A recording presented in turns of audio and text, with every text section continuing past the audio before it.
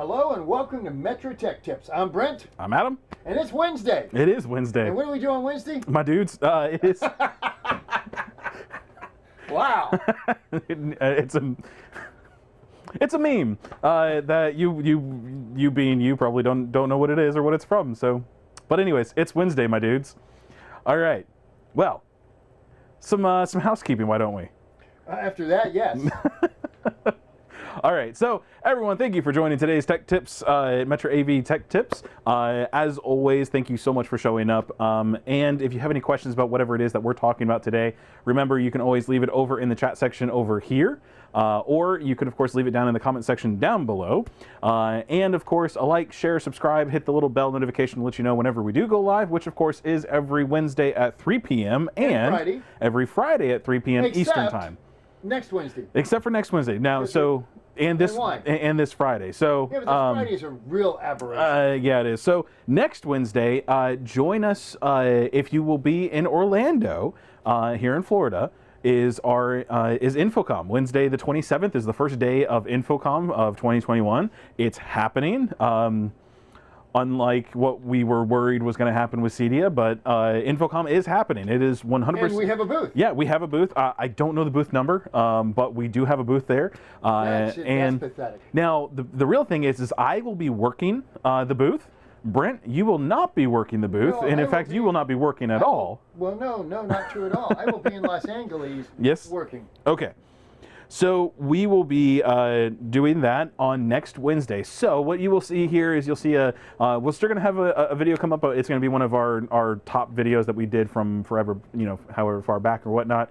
So come back next Wednesday where you can watch that video and leave any other questions that you might have about, maybe what we talked about today and whatnot. So you can come back next Wednesday and see that.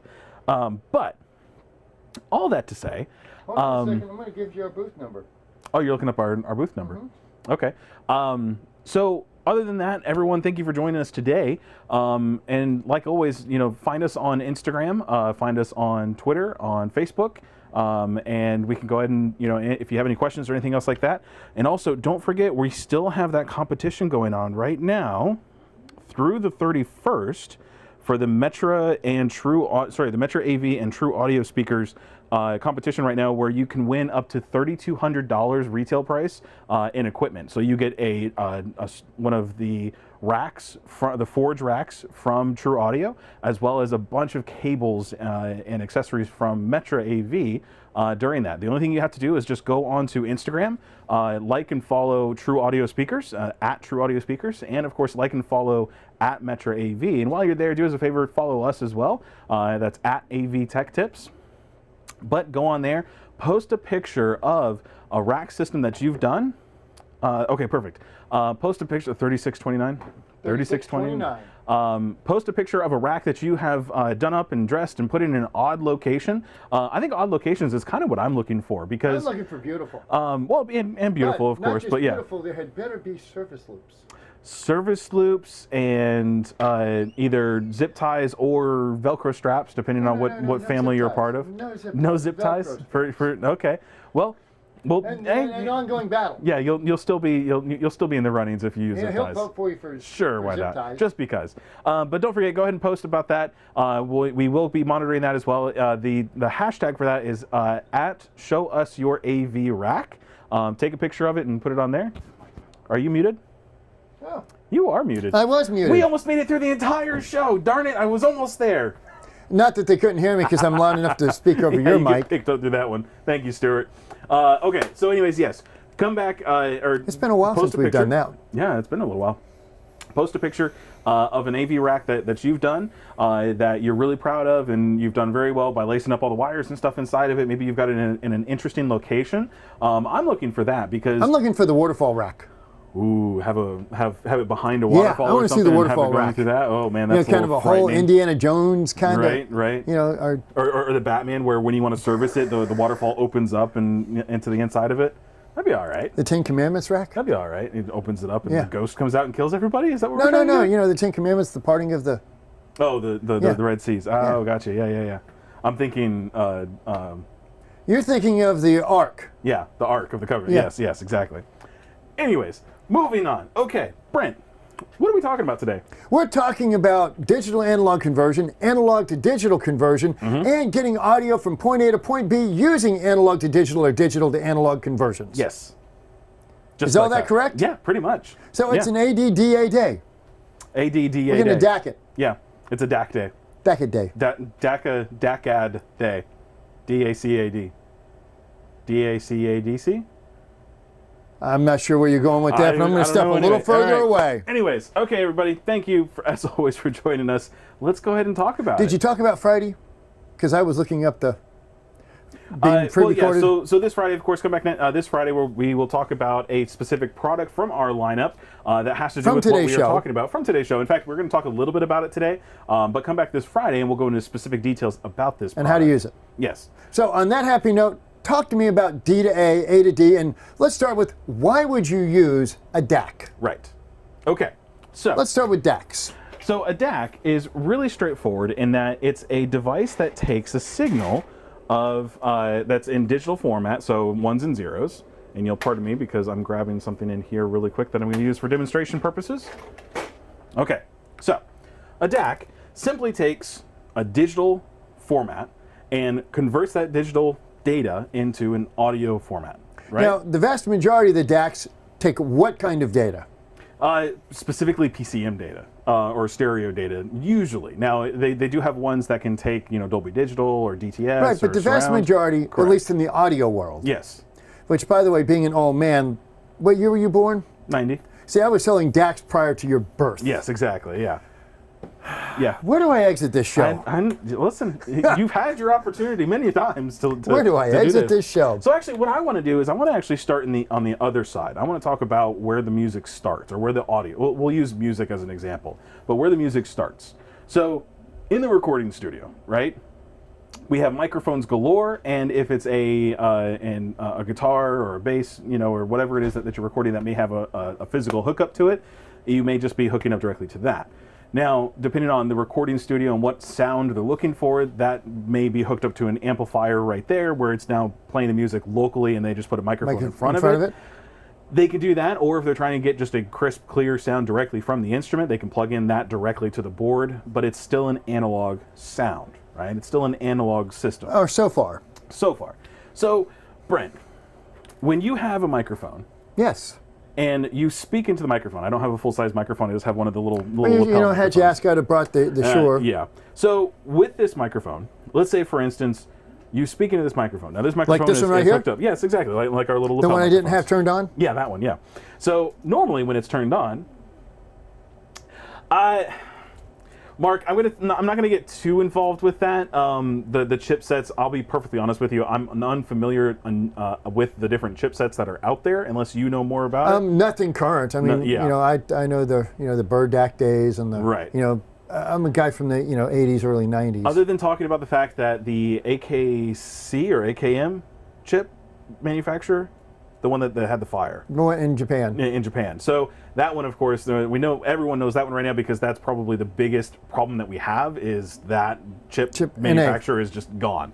But that one, that's one of the main reasons that we have major chip shortages right now across the board. And everybody keeps buying everything as fast as they can build it. Yeah, it's a digital to analog. They create digital analog converters, and they're one of the best ones out there. Now, what's interesting about all of this is that when we say digital analog converters, we're all talking about audio, right? That's usually the thing that we're talking about. However, a digital analog converter is not something that is strictly for audio or video or anything else. It's also just in general. You can take an analog or a digital signal and convert it to analog purposes. So say, for instance, you have a 0 to 10 volts a lighting system. When you have the binary information for what you want to accomplish, technically that is a digital to an analog signal. Well, if you're doing control systems with IOs. Yeah.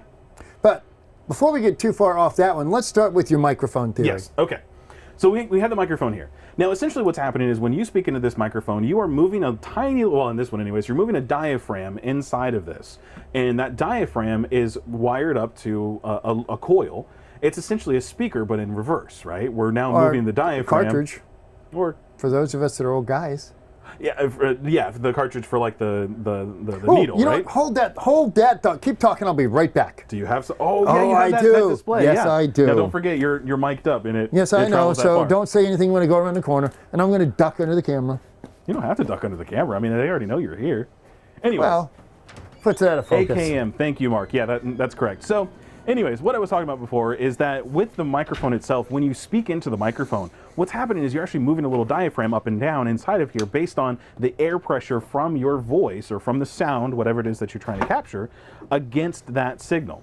When it hits that diaphragm, it's moving that diaphragm with the coil inside of it against a magnet, which is then causing an electric current, an electric signal to pass through that coil and then into the wire from there.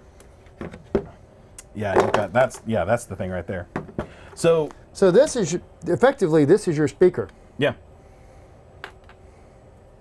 Man, this is so hard for me. You hold that. You do a much better job. Now this thing's actually really cool. This came from it came from a viewer or just from a viewer? No, it's a friend of mine that was the Audio-Technica rep back in the 80s. So you've got your needle for what would normally be on the record. The stylus. It's not a needle, it's a stylus. Stylus, pardon me. And that's what's actually hitting the record, which then that feeds through this signal here and moves the diaphragm inside of this piece here. And this has magnets on it right there. Okay. So those are two little magnets that then move within the coil. Ah. Now, that is exactly how this operates. The difference being, instead of a magnet moving on a stylus, you have a diaphragm that's moving inside of this. And that's what creates, that movement creates the energy. Yes. That energy is then sampled, depending on the system, at various sampling rates.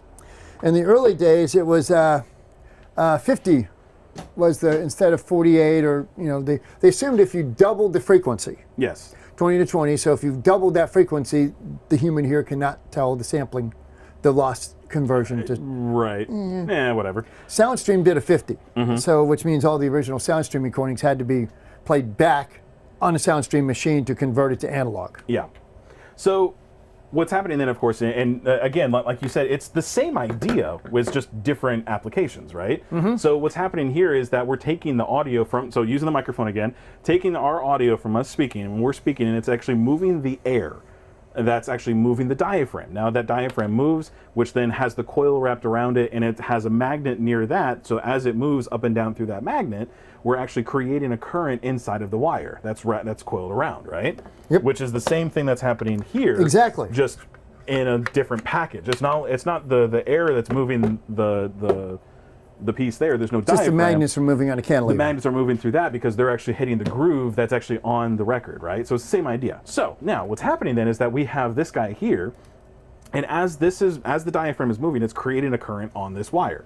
That current is then picked up by a device. In our case, we actually have our little wireless transmitters here, and it's picked up by a device that then takes that signal and samples it. And what I mean by sample, this is where the ATD or ADC comes in. So it's the analog to digital converter. You want to draw me some sampling there? Yeah, let's take a look at that. Okay, so we've got a little microphone there. So what we have is we have the analog signal that comes into the microphone, right? So we have, let's say for instance, we have our 0 line, so this is where it's at rest whenever there's no noise or anything hitting it. Then we have, of course, the pushing it in through the diaphragm, so this would be like a 1, and this would be like a 0. No, it isn't. It's actually a -1. Right, because at this point we're still an analog waveform. Right. So when we start sampling this, and this depends on if we're doing 4-bit, 8-bit, 12-bit, 16-bit, 96-bit. Correct. Depends on our sampling rate as to how many times we look at that Position. modulation, that position, width and height, because it's all about X and Y. Yeah. This is simply an X and Y chart. Yep. So on this line here, we have a time, we have a clock, right? Something that's ticking away on this clock. Well, and it's more than just that, because this axis is frequency. Yep. This axis is volume. Yeah, it's amplitude. Right? Amplitude? Yes. Yeah. Plus and minus. Thank you, Mark. Frequency and amplitude. So we have our frequency, and this is how often something happens. Frequency. It's how frequent something happens. So the closer it is in the lines, this is a single frequency. Yes. And then so if it yep. And then we have our amplitude that goes up this way. and also this way, right? So you're getting below the noise floor. Yes. Or, well, the noise floor actually sits above this line. Yeah, well, technically it sits like that around it, right? Because noise floor technically goes in both directions as well for the same purpose. Which is how you null stuff out. Exactly. So here's what happens then. So the sample rate is essentially, as it hits this point here, as it hits this clock, that sample is, or what the signal is doing is it's looking to see at, okay, if we were to take a, actually in one of our upcoming episodes, if we were to take a volt ohm meter and we were to look at the current on one of these one of these signals at whatever time it is that we take that picture of it, it's really what's happening. You're taking just a snapshot of where that signal is at that time, right? So we can say that this is, plus or minus whatever voltage or right. So we're looking to know happening. And how often we sample this, meaning how many little slices we take. And the more slices we take, the more accurate the signal becomes. Yes. Instead of taking big chunks of it, because if we take big chunks of it, it's not going to look we're right. missing a lot. So if you were to take a and think of this as deep color. Yeah. So when you look at 8-bit color, which is how many? If you have 8-bit color in HDMI, how many colors do you get? I still haven't memorized that number. 16.7 million. Thank you. And how do you get there? So if we do something like this,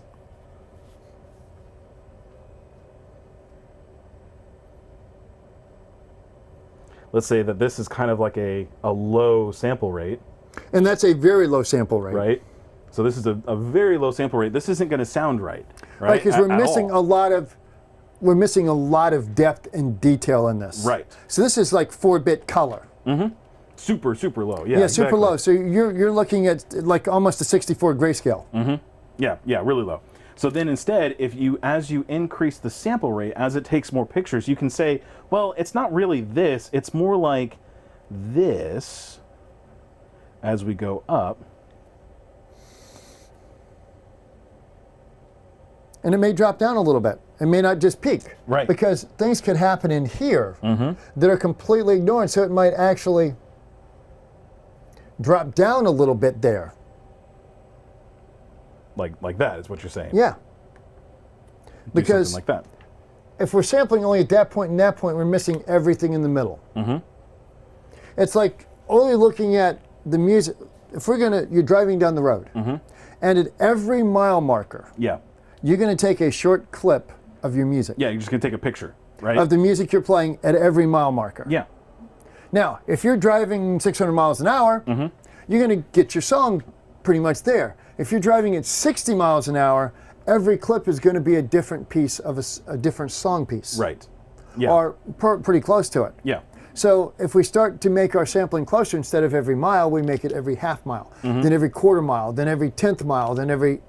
The shorter we make, right, the more times we sample, the smoother and more accurate the reproduction becomes. Right. That's why when you look at high-end audio, they are 96, I believe, or 124. Now I think there's 178 as a sample. Potentially. I'm not sure what that number is, but yeah. Well, it means you're doing a whole lot of sampling in a very small period of time. So then what happens is it takes this information. What happened was it takes this information and then it says, okay, well, let's put a binary piece of information to that. Now that doesn't mean that. Throw a hex code on it. Yeah. Well, so it doesn't say that. Okay, this is a up here is a 1 and down here is a 0. That's not really what it's doing. No, instead it's giving a value. 0 1 0 0 1 0 1 0 0 1. Correct. It's giving a value to this point in particular because it's not just where it's at. It's actually two values. Or high or low. It's saying, okay, here's the time for this one, and then also here's the amplitude for this one. Right. So there's two values there. Yeah. So it gives an actual point on that the graph of where it's at. So there's two values for it. So it gives you a time value, and that's where it lines up and that's, here. a lot of people tend to think of this as the ones and zeros. Yeah. It isn't. No. This is simply the roadmap just kind of follows an amplitude signal. Correct. But if you were to actually look at a real audio signal, it's going to look more like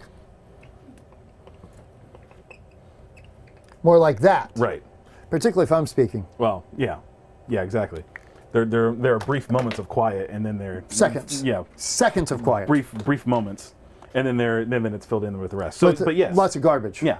So, but that's essentially what's happening when we're recording. Now, that's the analog to digital portion to it. So, when you have somebody who goes into a recording, or better yet, you have somebody that's using their phone to record something. Now, nowadays, it's much better than what it used to be. But if you go back even 5, 6, 7 years, the recording quality for the audio was drastically down low. I mean, it really was not all that great. But things have increased by quite a bit. And so what's happened is we've now been able to increase the sample rates. We've also been able to increase the depth of it because we can pick up wider and wider, ranges of sound. It's, again, like you said, it's essentially the same thing as HDR, right? Yeah.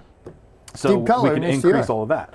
So what's happening then is we're increasing the sample rate for that. Now, if you go into a recording studio with very high-end recording equipment that's able to record at a much greater sampling rate, you now have the ability to record things as naturally as possible in a digital format. More importantly, when you get into that level of recording studio, the digital portion of it's kind of the back end, almost forgotten part, because they will focus more on the analog to get as much of the content from whatever the creator is, whether it's singing or an instrument, a stand-up bass, a drum.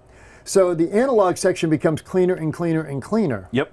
With higher gain capabilities. Then when you add to that the ability for much higher sampling rates, the fidelity just increases dramatically. Mark is saying, according to Nyquist's theorem, oh, the Nyquist. If the sample rates are 44.1 kilohertz or 48 kilohertz, the highest frequencies captured in a digital record will be respectively 22.05 or and 24. Which is, again, doubling. They assumed in the very beginning doubling the rate would make it inaudible. Right. The difference between analog and digital. Right. You weren't around for the early days of CDs, but they were considered brittle, anemic, and not sounding good. Sure. And it's not that the CDs inherently were bad, it was the engineers did not understand the process of going forwards, backwards, forwards. Yeah. You wound up losing and now data, essentially. Right, well, they just didn't, equalization curves change. Yeah. Do you know what an RIAA is? No. The Record Industry Association of America, which there's actually a curve, an EQ curve, for turntables. Okay. Because turntables don't produce, this takes very little energy. So it can produce very little energy. Okay. So there's actually a pre-made curve. Specifically for phonographs. Okay.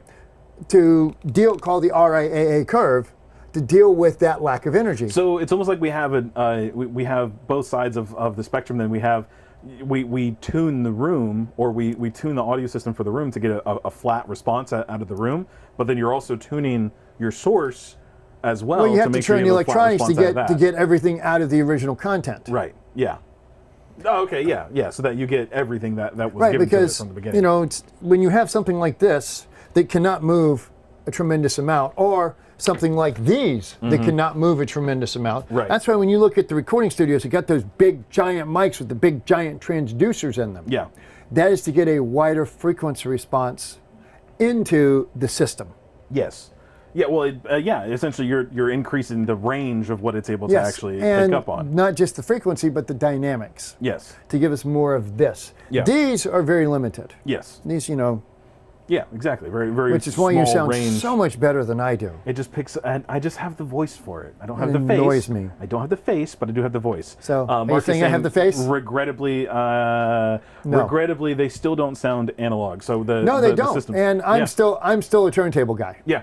Well, and see, that's what's fun. We've talked about this before. One of the things about the turntable stuff is that nowadays the bands are going out or recording studios and stuff are going out and recording stuff and releasing it on vinyl. But when you look at the vinyl recording, it's actually just a recording from a digital recording. Converted to vinyl. Now, so you still get the digital issues. Today's trivia, and you know what? This is good for a shirt. Okay. This is good for a shirt. For a shirt. Who can tell me what the first pop rock record digitally mastered was? I feel like you I will know not this know. one. You will not know No, this. you and I had this discussion. I feel like I remember what it was, but I don't think I'm Who can tell me what the first rock, quote unquote, rock pop album that was digitally mastered was? Wasn't it Billy Joel? No. Wasn't Billy Joel? No. Okay. And I'm going to say what year. What year? Okay. I'll give you get a free two-year T-shirt. I'll give you a 2-year range on it. 2-year range. Okay. 2-year range. Okay. You got to put it over in the comment section. Put it down in the comment section. And don't Google this. Yeah, right. Yeah. Give us actually better yet. Call Mark us. probably knows. Call us. Mark probably knows. Okay, so this is the analog to digital side. So this is what's happening. It's the sample rates is what's happening. Now, in a purely analog system where everything is analog, you don't have to worry about sampling because all it's doing, like in the case of a record, it's literally grooving this waveform into the wax, or not wax, into the vinyl. The vinyl. Yeah. So it's actually grooving that into it. It's carving it into that. So when it replays that information, all it's doing is just mimicking whatever's here. Well, marginally, depending on how good your stylus, cartridge, cables, tone arm. We have two answers. Okay. Let me see what they are. That is the correct answer. With Bop Till You Drop? Yep, by Riaa Curve. I knew Mark would know it. Yeah, yeah. The experts are saying Dire Straits, Brothers in Arms. Nope. Bop Till You Drop predated Dire Straits by a decade? 5 or 6 years. Yeah. Okay. And Hank Williams Jr. 5.0 and a couple other albums was digitally mastered in Nashville. That's what I was thinking of. You and I had that discussion when we were out Riaa Curve's Bop Till You Drop was the first one with Little Sister Don't You Do It, Your Big Sister Done. Yeah, I don't know that. That's okay. You don't know Riaa Curve. Yeah, I don't do that. Mark says I'm old. Now at the same time, completely off topic, but not. We need a year. Telarc's vinyl of the Star Wars theme. Okay. And also the 1812 Overture on Telarc. This thing, when you looked at the vinyl, the bass, the canon grooves were so positive, so strong, that if you did not have your tone arm and cartridge properly set up, you could watch that thing just bounce right off the album. Yeah. It was awesome. Okay. So let's get back to, now we're going from digital to analog. Yeah, now here's the thing. Because once we get to this point, we're not done yet. Because we also have the compression of what's happening. And we have the difference between lossy and lossless compression, right? So, I'm not going to get into the math of it. I'm not going to get into what's happening during all that events. That's probably a good idea. But essentially what's happening is with lossy information, so we'll go in here and erase this here really quick. You hate it when I do this, and I love doing it every time. Just because you know I hate it. So when you have a digital waveform, we're going to pretend that this is a decently high whatever, right? Okay. With lossy information, lossy basically does this. Well, okay, it's not that, it's this. It erases this information, and it kind of mixes it into something that it averages it out. It averages it out. So now it's less information, which means that our file size has substantially smaller. Decreased, right? So we go from something of this size down to something of that size, right? So it's much smaller, but the problem is that when you now take this information and play it back, we lose the information that's there, right? So it's not even so much, that's why it's called lossy, because we lost it. It's gone, right? So the problem there is that, yeah, you can listen to it, and you can listen. It sounds great on an AM radio. Yeah, it sounds okay. Back in the early 2000s, when MP3s, really took off, that was kind of the best that you were going to hear, right? That's kind of what you were running into. Jeff Hedden says that it was a terrible song. Oh, that was a great album. Mark also said it was a terrible album. Let's see. It was not listenable, is what they said. He says he thinks the fidelity was questionable. Sure. Well, it was because the first we're back one, to, right? Yeah, they didn't know what they were doing. The Hank Williams Jr. albums, much better. Much better. End of 79 or early 80. It was 79. 79. Actually, Perfect. 78, 79. All right, Mark, reach out to us. Send me an email, adam.rogers@MetraAV. That was our go-to demo at Dixie Hi-Fi, 5000 Yadkins Road in Fayetteville. MetraAV.com. Shoot me an email, adam.rogers@MetraAV.com. I need your information to go ahead and get a shirt sent out to you. Yeah. You got to get the approval for that, by the way. I'll take care of it. Okay. I started, I finish it. Yeah, exactly. So this is lossy, right? We've lost this information. That's why it's called lossy. Now, there's a difference. We can go from lossy to lossless. Now, the difference here is we take this information and we can say, based on a bunch of math, right, we can say, okay, here's our starting point, here's our ending point, so to speak, right? Now, based on the math, we know that that is generally what's going to happen. It generally will go in that direction. So what it says is it gets rid of, it basically drops this information here and here.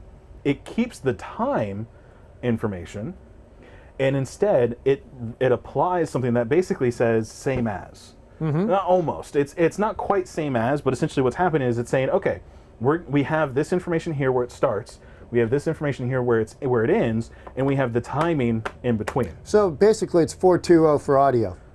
Essentially, yeah. It keeps instead of 444, it's 420 for audio. Essentially, in video we have we get rid of RGB and we keep luminance. So this is keeping the time, but it's dropping the information in between the start and stop, right? And so then it's able to say, okay, so now instead this looks like this.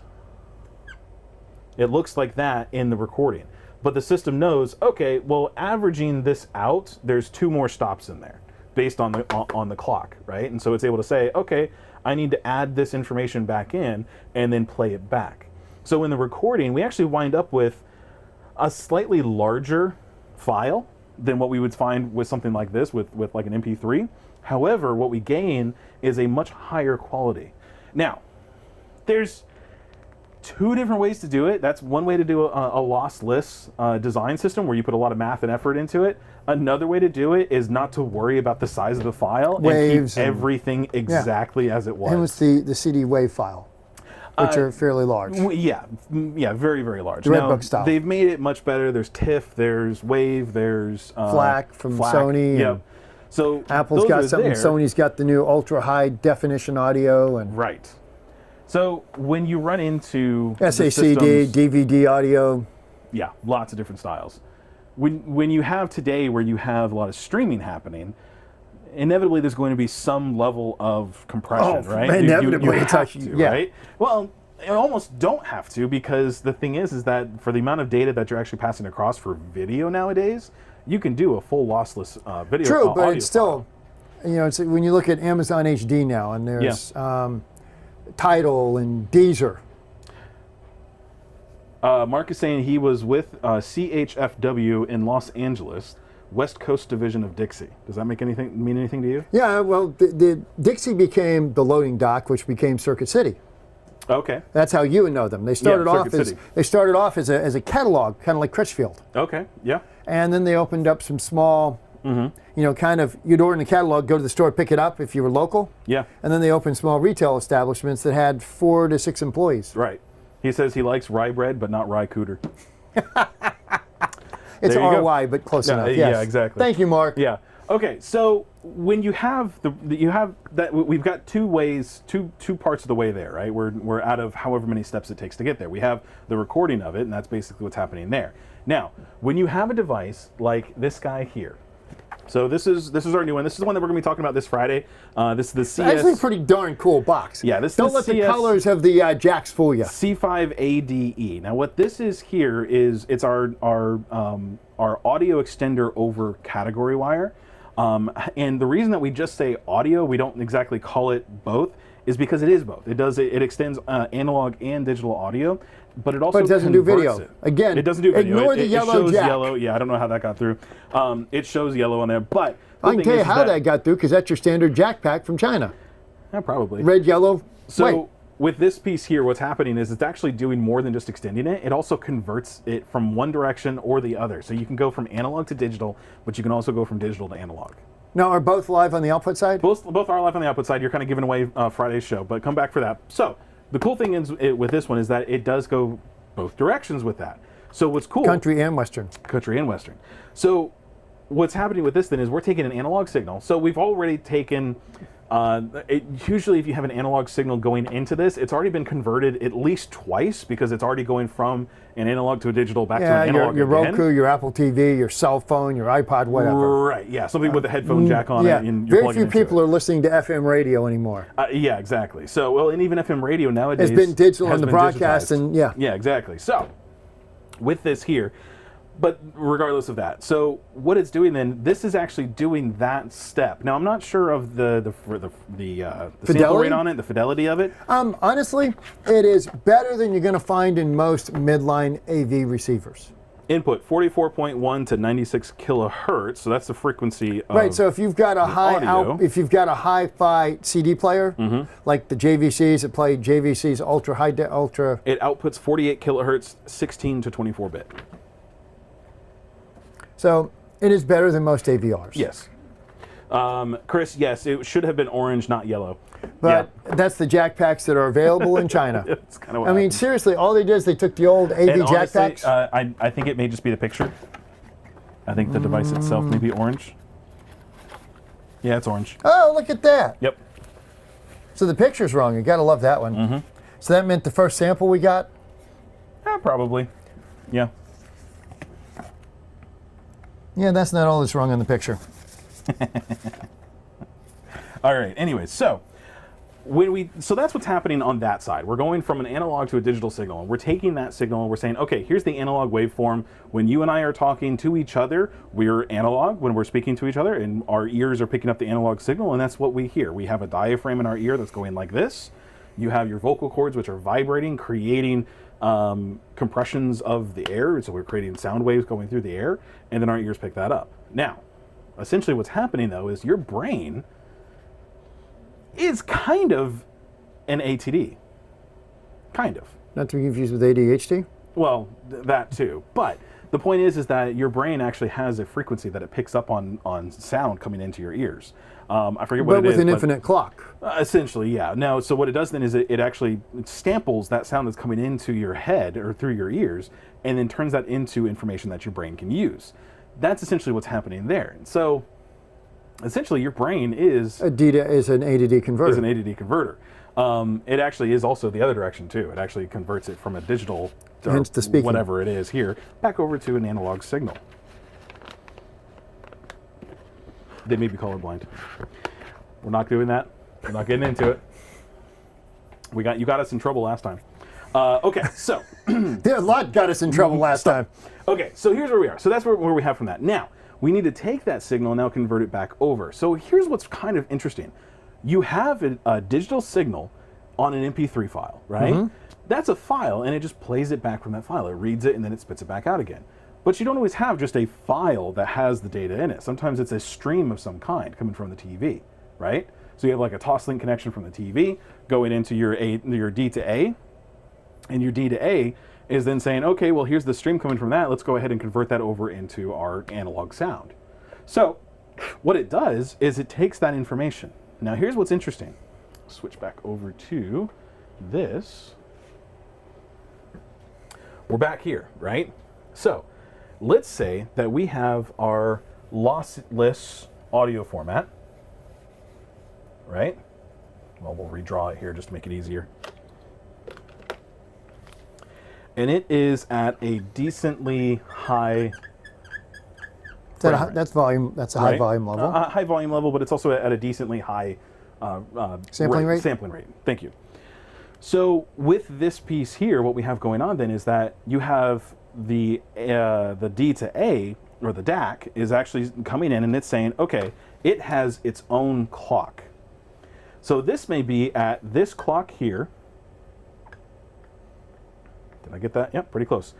Then it has this clock here. Put another one there just for good housekeeping. But you have a DAC come in. Now a DAC may be able to match this audio perfectly, right? So then it comes in and it says, okay, my sampling rate is this. Hey, Leo. And it comes in and matches that perfectly, right? Now, so that's great. So now we can recreate this audio in a almost perfectly, recreated fashion, and we have a wonderful curve, right? Okay. Everything looks great.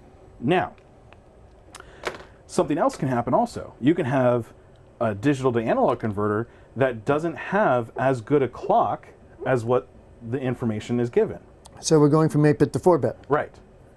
Or something like that, something very similar. We're cutting it down in half by doing this. So the thing is that what that creates is lost information here, and here, and here, and here. So the gaps become bigger. We're back to my sampling the radio every mile on the interstate. Right. So instead, what we wind up with is we start out here, and then we go like this, to this, to that, to this, to that. That's not the same. That doesn't look the same. And in fact, when you recreate this, yeah, here at the front, that looks pretty good, but then we get this instead, right? We get something of a little bit of a different design. And so what's happening now is we lost this information. It's going to sound different, right? Because obviously it doesn't have the information to recreate that. It's not there. It's not there. So now you have another problem. That's if I got lots of problems, apparently. You got lots of problems. That's with everything in reasonably good sync, right? You can also run into another problem where it doesn't. They pretty well solved this problem pretty early on, but you run into an issue here where instead of it saying, okay, no, there's no clock here, so it just skips that piece of data, but it could also be where it does have that, it does see that data. And instead, what you wind up with is 1, 2, 3, 4, 5. So 1, 2, 3, 4, 5, you wind up with this. Just completely messed up data for here. And then from here, nothing. Oh, that's not good. Right? So it creates this instead, right? Now, they've solved this for the most part. They kind of give a start and a stop at kind of the beginning for it, and the clock gets synced up correctly. But this was one of the early problems that they ran into, is that it would see every step. But what you would wind up with isn't this. It's not quite this that you would wind up with. You actually wound up with something more like this. You go here. You're killing me. I know. You would wind up with this because the time that it comes out would be essentially the same, but then you get this. And it would stop. So you would wind up with a really slow increase. Rise and like a quick drop. And then a quick drop. And not only would you get a quick drop, but you get the wrong kind of drop, and probably at the wrong time, because the rise was supposed to stop here and start going down over there, right? But now you've lost pretty much all of that. That's right, Mark. That's why digital audio doesn't quite sound right, because if it's not perfectly in sync, you wind up with these abnormalities in it. And the best way that I know to describe this is that basically HDR. When you have a signal that's coming into a TV set that has HDR, TV set, listen to me. When you have an HDR signal coming in, yeah, does that, that's an old way to say it, right? When you have a HDR coming into a display. The thing that plays those little flat black vinyl thingies, what do you call that? That's it's a record player. Okay, just checking. Yeah. You mean a turntable? Turntable, yeah, record player, whatever. Anyways, so the point is that when you have bad information, or you have good information coming in, but the piece can't read that good information, you lose a lot of information, and so you get a muted color to it, right? Or a muted display, or muted brightness to it. And that's why a lot of times if you have HDR that isn't working right, it looks very dull, right? That's essentially what's happening here with the audio portion to it. That's basically what's happening. So, one thing that you can do to help out yourself is make sure that your D to A converter, so your DAC, your digital to analog converter, has a high enough clock or sampling rate or capability of taking that signal and converting it back over to an analog signal at that point. So how much should a good D to A converter cost?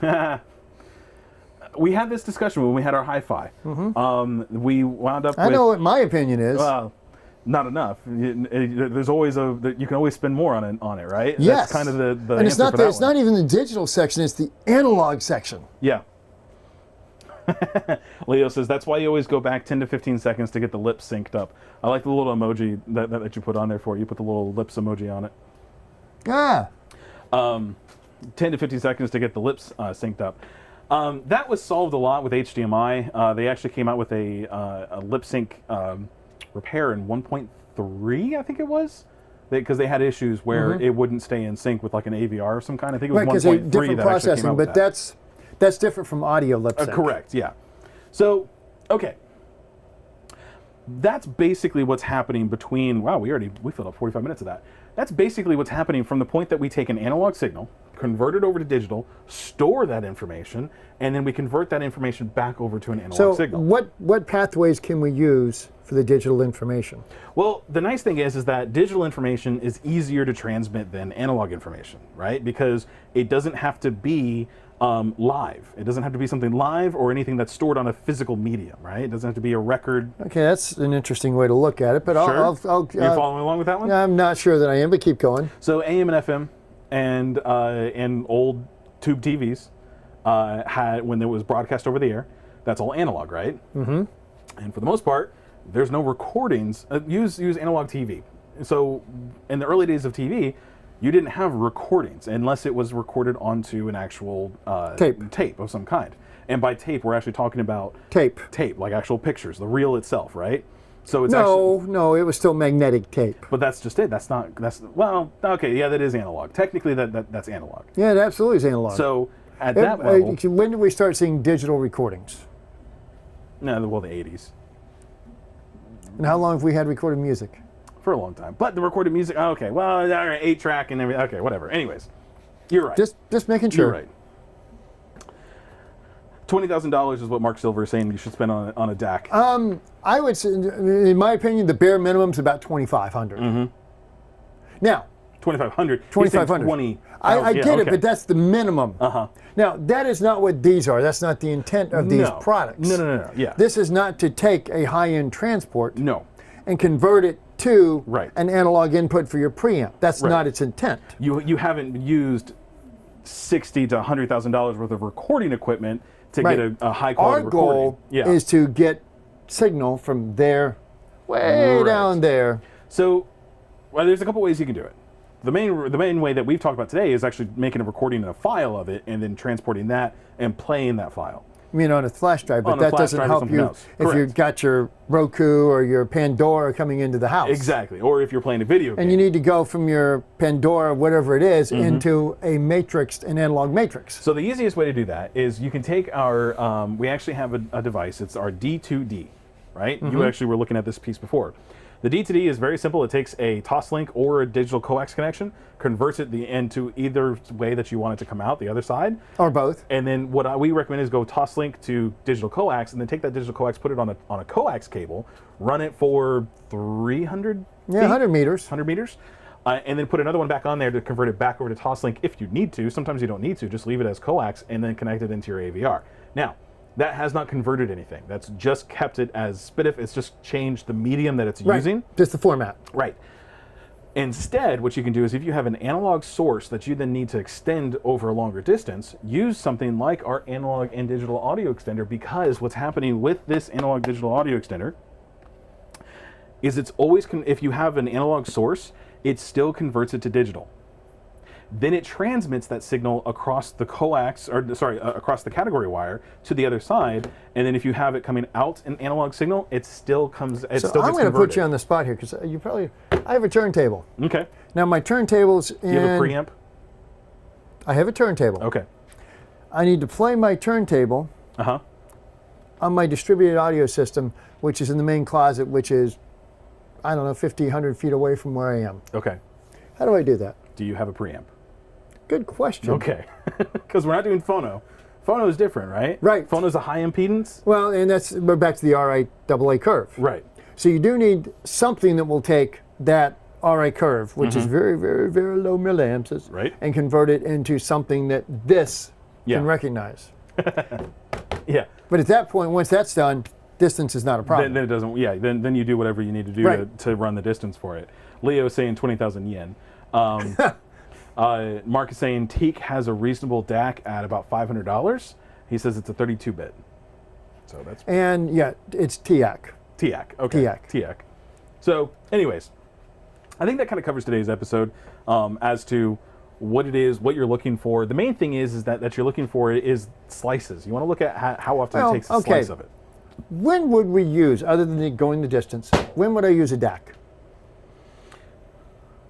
And I just gave you the damn answer. Yeah, I mean, honestly, the digital to analog would be when you're going from something like a Roku or something else, and you need to put it into like a distributed audio system. Right.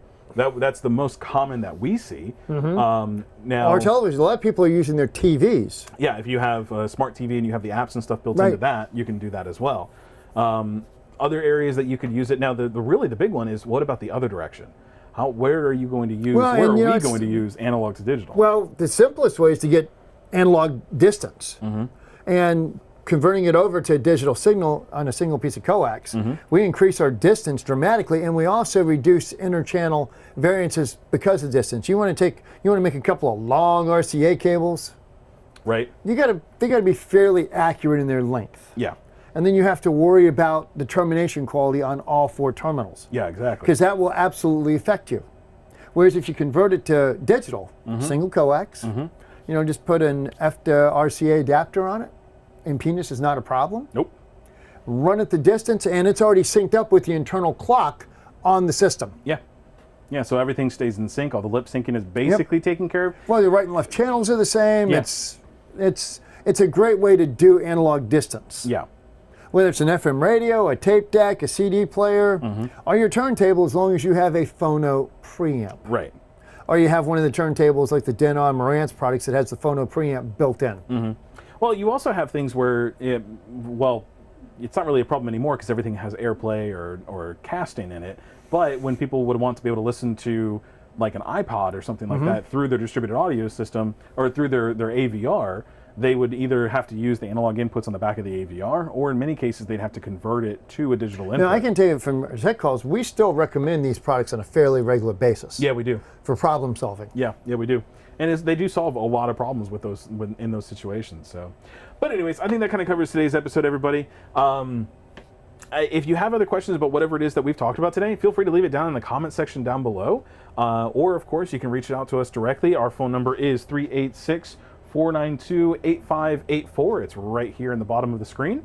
Or, of course, you can email us directly, adam.rogers@MetraAV and Brent.McCall@MetraAV. That's right. So, Come back Friday. Come back Friday. We'll be talking about our this piece here, the CSC5 ADE. We'll talk about that piece specifically, and then come back next Wednesday where you will For do our best of. It's a best That's of. the HD-based T extenders and other ones, or just I think HD-based it's T? HD-based T. Yeah, it's the HD-based T episode, and then also come back the Friday after that. Actually, we'll have to record another Friday after that because we'll both still be gone. Because the last day of Infocom is that Friday. No. Oh, yeah. Yeah. Yeah. Yeah. We'll Yeah. have to figure out something for that. We'll You're see. killing my Wednesday. We'll see how that goes. Internal RIAA on those players aren't very good, however. Yeah, and they're not. Remember what we talked about when you look at digital to digital conversions. A DAC, a very good DAC, and Right. $2,500 to $20,000. There's a whole lot going in. When you take digital, it's real easy to miss data. So it's the same thing when you look at most devices that have a Toslink output on it. What's the advantage that Toslink offers over a digital coax? Other than a grounding float? That's it. Yeah. In fact, most cases, a digital coax can sound better than a Toslink because Toslink's an additional format change internal to the product. Right. So when you read the data on a disc, a CD or a DVD player, it's converted to electrical information to pass down those circuit boards. When you go directly to a digital coax connection, Yep. it's one less step than having to convert it back into optical. Right. The only advantage optical offers to me is the ability to eliminate ground loops. Yeah. That's basically it. And that's an awesome feed. That's an awesome thing to have, and we certainly recommend it. I prefer digital coax or an XLR. Yeah. Leo has offered himself to do next week's show. What are you gonna do, Leo? He'll fly down here. He'll get on here with Austin. That's how. Okay, you know what? The Leo and Austin show. I would love to see that. All right, everybody, thank you so much for checking out today's episode of MetraAV Tech Tips. Come back this Friday, come back next Wednesday, and the Friday after that, and of course every Wednesday and every Friday after that as well. Thank you guys for joining us. Absolutely. Yeah. Good to see you, Leo and If Mark. you need any support with anything else, feel free to give us a call on our tech support line, or of course you can reach out to us through our email address, which we gave you before. And with that, I think that basically Well, covers hold it. on. Next Wednesday, well, really Tuesday because you're setting up. Yeah, Tuesday, Wednesday, Thursday, Friday. we're at Infocom. He'll be hard to reach. Not that he doesn't want to talk to you, Yeah. but he's working the show floor. I'll be in Los Angeles. I think we mentioned this before. Yep. So if somebody's there, and I think somebody did contact us before. Yep, Mike. Michael. Yeah. Michael Heiss. Yeah, that's right. I'm out in Los Angeles from tomorrow, well, Friday morning, effectively, till... Through November 2nd. Yep, that's right. Give me a holler. Yeah. Everybody, I'm in 90027. Yeah. Everybody, thank you for checking out today's episode. We'll see y'all next time.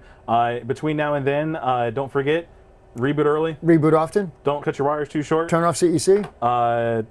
Call tech support. And call tech support. I'm Brent. I'm Adam. We're out of here. We'll see y'all next time.